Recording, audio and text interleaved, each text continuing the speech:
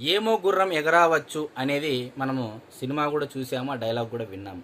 మరి ఇప్పుడు ఈ డైలాగ్ అనేది తమిళనాడు రాష్ట్ర రాజకీయాలకి సూట్ అవుతుంది ప్రస్తుత పరిస్థితుల నేపథ్యంలో భాగంగా అయితే మనం ఖచ్చితంగా చెప్పచ్చు. మరి మీ అందరికీ తెలుసు, తమిళనాడు రాష్ట్రంలో విజయ్ గారు, టీవీకే పార్టీ అధినేత విజయ్ గారు 107 స్థానాలు గెలుపొందడం జరిగింది. మ్యాజిక్ ఫిగర్కి ఇంకా 11 స్థానాలు రావాలి. ఒకవేళ మ్యాజిక్ ఫిగర్ వచ్చినా సరే ఈ జంపింగ్ జపాంగులతో మరి ఆయన బల పరీక్షలో నిరూపించుకుంటారా లేదా అనేది ఇక్కడ గమనించాలి. అయితే మీ అందరికీ 2 విషయాలు చెప్పదలుచుకున్నా. ఒకటి కర్ణాటక రాష్ట్రం ఇన్సిడెంటు, 2 మహారాష్ట్రానికి సంబంధించినటువంటి ఇన్సిడెంటు.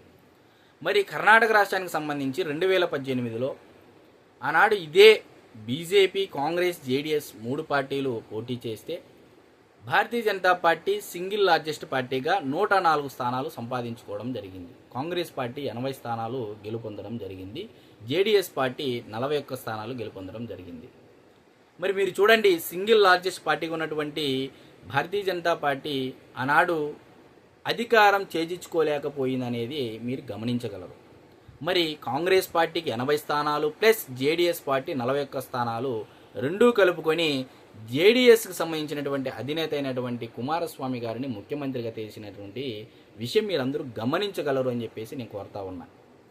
మరి సింగిల్ లార్జెస్ట్ పార్టీగా అవతరించినటువంటి భారతీయ జనతా పార్టీ పరిస్థితి ఏంటి అంటే అధికారం కోల్పోయినటువంటి పరిస్థితి.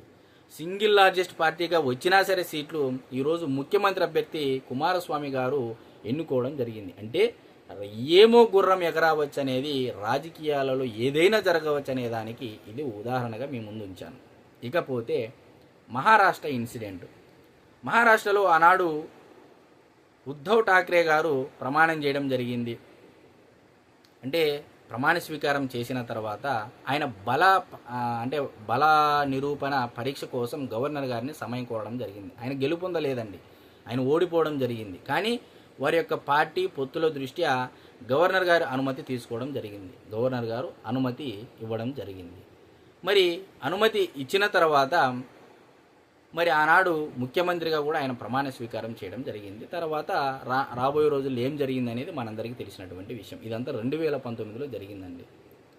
అంటే మీరందరూ ఇక్కడ గమనించగలరు ఏంటంటే ఈరోజు తమిళనాడు రాష్ట్ర రాజకీయాలలో టీవీకే అధినేత A2 పొజిషన్లో ఉన్నటువంటి అర్జున్ గారు గవర్నర్ గారిని వెళ్ళి కలిస్తే మాకు సమయం ఇవ్వండి అని కోరితే మీకు మ్యాజిక్ ఫిగర్ కూడా రాలేదు, కాబట్టి మీరు బల పరీక్ష జరగనంత వరకు ప్రమాణ స్వీకారం చేయడానికి అంటే అది రాజ్యాంగబద్ధంగా కుదరదని చెప్పేసి గవర్నర్ తన యొక్క విచక్షణ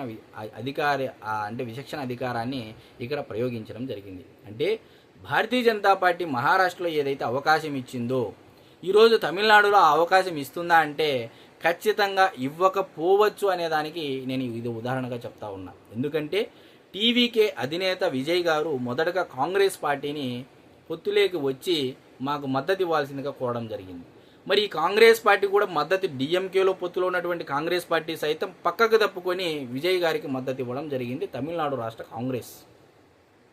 మరి ఇప్పుడు కాంగ్రెస్ పార్టీ రెండింటికి చెడ్డ రేవడైంది. అటు డిఎంకే శ్రేణులు నాయకులు కూడా ఆల్రెడీ కాంగ్రెస్ పార్టీని వెన్నుపోటుదారులుగా అభివర్ణించడం జరిగింది, ప్రెస్ మీట్లు పెట్టడం జరిగింది. మరి రాజకీయాలలో ఏమో గుర్రం ఎగరావచ్చు, ఏదైనా జరగవచ్చు అనే దానికి ఇప్పుడు ఉదాహరణగా మీ ముందుంచేటువంటి ప్రయత్నం చేస్తూ ఉన్నా. మరి ఈ ఏదైతే ఉందో ఇప్పుడు కాంగ్రెస్ పార్టీ పక్కకు తప్పుకుంది. మరి విజయ్ గారికి అంటే మిగిలినటువంటి పార్టీలు వీసీకే, సిపిఎం లాంటి చిన్న చిన్న పార్టీలు ఏవైతే ఉన్నాయో మరి వాళ్ళు కూడా డిఎంకేతో మేము కలిసి ఉంటామని చెప్పేసి కూడా ప్రకటించడం జరిగింది. మరి మరొక వైపు రజనీకాంత్ గారు దగ్గరికి స్టాలిన్ గారు వెళ్ళడం, మరి డిఎంకే అన్నాడీఎంకే మధ్య పొత్తులు కుదుర్చుతున్నారు అని చెప్పేసి ఒక రకమైనటువంటి చర్చ తమిళనాడులో జరుగుతూ ఉంది. మరొక వైపు చిన్న చిన్న పార్టీలన్నీ టీవీకిలో విలీనం చేయాలని చెప్పేసి కోరుతూ లార్జెస్ట్ పార్టీగా ఫామ్ చేయాలి గవర్నమెంట్ అని చెప్పేసి కొంతమంది సలహాలు ఇస్తూ ఉన్నారు. మరి ఇప్పుడు విజయ్ గారికి లాటరీలో తగిలినటువంటి తమిళనాడు అంటే లాటరీలో వచ్చిందనే విధంగా చర్చలు జరుగుతూ ఉన్నాయి. పాపం పొలిటికల్గా అనుభవం లేక విజయ్ గారు ఇప్పుడు సతమయ్యేటువంటి పరిస్థితి. ఇప్పుడు అన్నాడీఎంకే బీజేపీతో కలిసి ఉంది. మరి టీవీకేకి సపోర్ట్ ఇచ్చినటువంటి కాంగ్రెస్ ఏదైతే ఉందో ఈ అంశాన్ని భారతీయ జనతా పార్టీ అధిష్టానం చాలా సీరియస్గా పరిగణించింది. మరి ఇప్పుడు ఏకంగా తమిళనాడు రాష్ట్ర రాజకీయాలను భారతీయ జనతా పార్టీ అధిష్టానానికి సంబంధించినటువంటి నాయకత్వం ఇప్పుడు స్వయంగా పర్యవేక్షిస్తూ ఉంది. మరి ఇప్పుడు భారతీయ జనతా పార్టీ ఎందుకు వదులుకుంటుంది ఈ అవకాశం? మరి గవర్నర్ గారు అనుమతి ఇస్తారా ఇవ్వరా అనేది ఇప్పుడు మీకే అర్థమై ఉంటుంది. So already Bharatiya Janata party enter అయ్యింది అధిష్టానము అంటే ఖచ్చితంగా గవర్నర్ గారు అనుమతి ఇవ్వరు. మరి మరొక వైపు ఏఐడిఎంకే పార్టీలో ఒక ఆమె అఫీషియల్గానే ఎలక్షన్ అఫిడవిట్లో 6,000 కోట్ల రూపాయలని చెప్పేసి పెట్టడం జరిగింది. మరి ఆమెతో పాటు ఎంతమంది ఎమ్మెల్యేలు వెళ్ళిపోతారు, జంపింగ్ జపాంగులు అనేది కూడా ఒక చర్చ జరుగుతూ ఉంది. మరి ఇప్పుడు డిఎంకేతో కలిసి విజయ్ గారు వెళతారా? ఎందుకంటే ఆల్రెడీ కాంగ్రెస్ పక్కకు తప్పుకుంది కాబట్టి. సో ఈ రెండు పార్టీ కలిపి అధికారంలోకి ఫామ్ చేస్తారా? ఎందుకంటే డిఎంకేని ఉద్దేశించి విజయ్ గారు ప్రచార సభల్లో పొలిటికల్ ఎనిమీగా అభివర్ణించడం జరిగింది. మరొక వైపు ఏఐడిఎంకేని ఐడియాలజికల్ ఎనిమీగా అభివర్ణించడం జరిగింది. మరి రాజకీయాలలో శాశ్వత శత్రువులు శాశ్వత మిత్రులు ఉండరు అని చెప్పేసి మనందరికీ తెలిసినటువంటి విషయం. మరి ఇప్పుడు ఏ దిశగా అడుగులు వేస్తారనేది ఇప్పుడు తమిళనాడు రాష్ట్ర రాజకీయాల్లో దేశమంతా చర్చ అయితే జరుగుతూ ఉంది. ఎందుకంటే ఒక ఒక విచిత్రమైనటువంటి పరిస్థితిలోకి వెళ్ళిపోయింది. మరి ఇప్పుడు డిఎంకే ప్లస్ టీవీకే కలుస్తుందా, లేకపోతే అన్నా డిఎంకే ప్లస్ విజయ్ గారు కలిసి భారతీయ జనతా పార్టీ సహకారం తీసుకుంటారా? మరి చాలామంది అభిప్రాయం ఏంటంటే అన్నా డిఎంకేకి పొత్తులోకి వెళితే కేంద్రం యొక్క సహకారం ఉంటుంది. అదేవిధంగా తమిళనాడు రాష్ట్ర రాజకీయాలలో సింగిల్ లార్జెస్ట్ మంచి మెజారిటీతో పార్టీగా అవతరించి తమిళనాడు రాష్ట్ర రాజకీయాలకి విజయ్ గారికి సేవ చేసేటువంటి అవకాశం ఉంటుందనే విధంగా కొంతమంది రాజకీయ విశ్లేషకులు అభిప్రాయపడుతూ ఉన్నారు. మరి మీ అందరికీ ఇప్పుడే తెలిసే ఉంటుంది. ఇప్పుడు మీ ముందర చాలా ఉదాహరణలు ఉంచాను. మరి రాబోయే రోజుల్లో ఈ రోజు లేదా రేపు రోజుల్లో ఏదో ఒకటి తేలనుంది. మరి డిఎంకే ప్లస్ అన్నా డిఎంకే అనేది ఒక వర్షను, డిఎంకే ప్లస్ టీవీకే ఒక వర్షను, లేదు అన్నా DMK plus BJP plus TVK ఒక వర్షను, లేదా చిన్న చిన్న పార్టీలు Congress plus CPM plus CSK VCK plus ఇలాంటి చిన్న పార్టీలన్నీ కలిపి విలీనం చేసి టీవీకిలో విలీనం చేసి సింగిల్ లార్జెస్ట్ పార్టీగా అవతరించడము.